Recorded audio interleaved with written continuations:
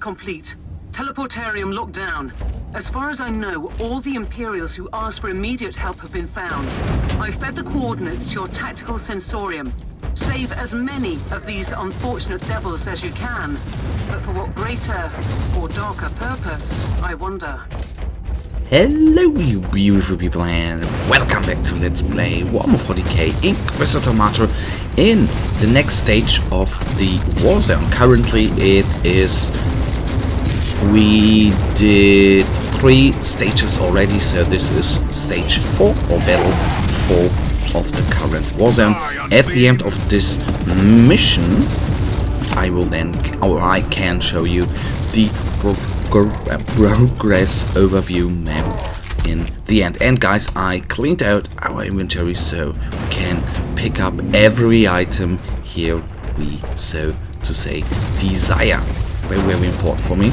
There was a little bit embarrassing, I think, to have a completely maxed out or completely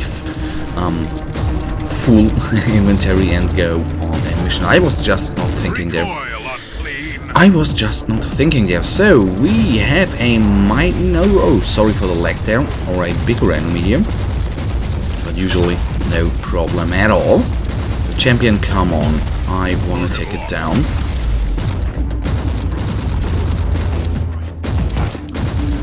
Okay, I did not expect that these guys are so beefy, needing not only one burst, but actually a couple of bursts there. That is unusual, especially on that level of the mission. Anyhow, accepting it, we have to fire 2 times. That I just need to keep in mind right here. So the first group is being saved in a second, or I would say not really safe, because on the one hand we don't know whether we make the mission, although I'm very positive there, and in the end I... Rescued by an Inquisitor. Is that a good or a bad omen? That is what I wanted to say as well. I don't know what the Inquisition, the Ordo Malleus is going to do with them. I don't think anything good, so that you need to keep in mind. So of course the flamers are not good, because they do aerial damage, AoE damage, and that is not very cool if they just fire in a horde of survivors there. very nasty, I think, indeed. That is what I don't like about the rescue missions. Don't get me wrong, I think a very cool mission type, because it is, in the end, as you can only say, it is something different, which is always great, but with all the mines and on the ground and all that good jazz, that is always, you need to keep in mind to be careful to or where you go through, especially if you go through narrow corridors. Then that is not a very nice feeling, in my humble opinion. Okay, I don't know what I'm doing there. Why did I walk there? That was absolutely insane and stupid of me. Pulling those enemies was very stupido, I think. Oh, come on. Down there. Taking the credits, not for granted, but just taking them with me. Always very not cool, but did not see the skull. I was so happy in the beginning when I tipped down the first skull there, and then thought nothing could stop me, but no, that was, I guess, just a coincidence. That is a fun fact. I was, on the one hand, I had always problems in Inquisitor Martyr seeing them skulls or the little lasers on the ground, but in the end, if I play for myself, it is, I see them more often than when on record and talking. So wanna kill off the warp spawns there, or chaos spawns, quickly, because I don't want close combat attacks. These ones are lucky to be alive. There is more that need your help.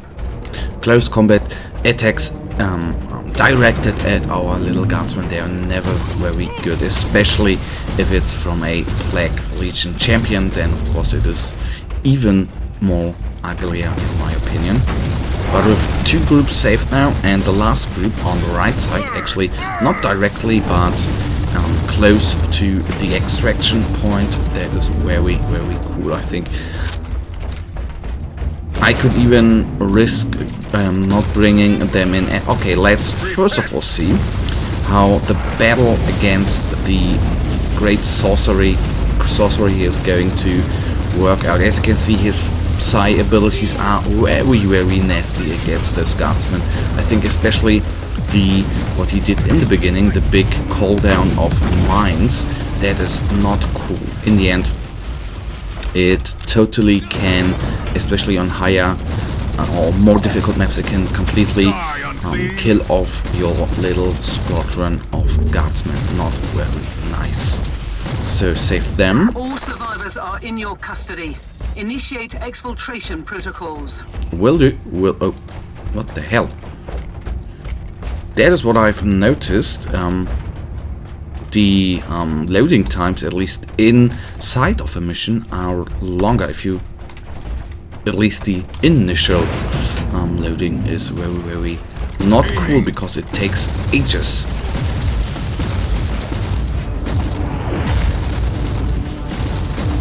Okay, did we kill everything? Yes. Of course, going to open up the chest. 1300 credits, of course, much appreciated. 1500. So in some missions, of course, you make a lot of credits. And does the eagle not look wonderful? Extraction zone reached. All survivors are accounted for. Well done. Stand by for retrieval. Alright, then we can do 2 more things, and that is taking a quick look at the items we have received, of course, and on the other hand, taking a quick look at the overview map, which we have here in a second. So, tarot cards, a signum, which could be nice, and there you can see, okay, we got rank 5 achieved. Alright, 2 relic items, that could be very nice, and as you can see, we are, well, 1, 2, 3, 4, 5, so 10 battles. We are at battle 4, so after the next episode we have half of the Warzone completed, and then let's see. Sorry. Then I'll take a quick look. Many items, you have to think about it. All these items we have found in this episode, so that is very cool, I think. So let us actually take a quick look. I don't know what the progress there means. Create Void Crusade. Void Crusades consist of a series of missions organized into a branching tree-like structure. Your goal is to reach the end on one of the branches by completing a continuous line of missions leading towards that endpoint. Void Crusades are created by using void shards, and the shard type will determine the mission layout of the campaign. You can start Void Crusades when you have a void shard type with at least 5 shards collected. So, that is right, that is pretty damn cool. Okay, I'm not going through that. That is pretty damn cool, because when I put all my items into the inventory, you can see we have 1 ivory void shard available. That is very cool. Anyhow, I am digressing. 25 damage. That one, sorry, is completely insane. So let's go to the lowest, and I think that is this one. We switch that around. Base damage increased. That is very cool. This inoculator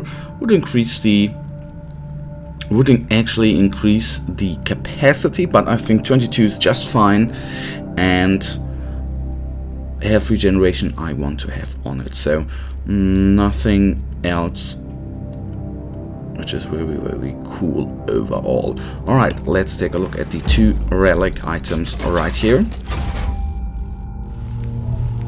Okay, that could be useful. So let's see, 22 max focus, and I will go on that, of course. Yes, and movement speed, and okay, I'll go with that one. That is Very, very cool. So we have some upgrades, guys. That right now leads us to the end of this episode. And sorry, and you know it. I really thank you for watching. If you guys actually have enjoyed this episode, then please give me a thumbs up and subscribe. And hopefully, I'll see you in the next episode. Until then, have a nice day. Stay frosty. Bye.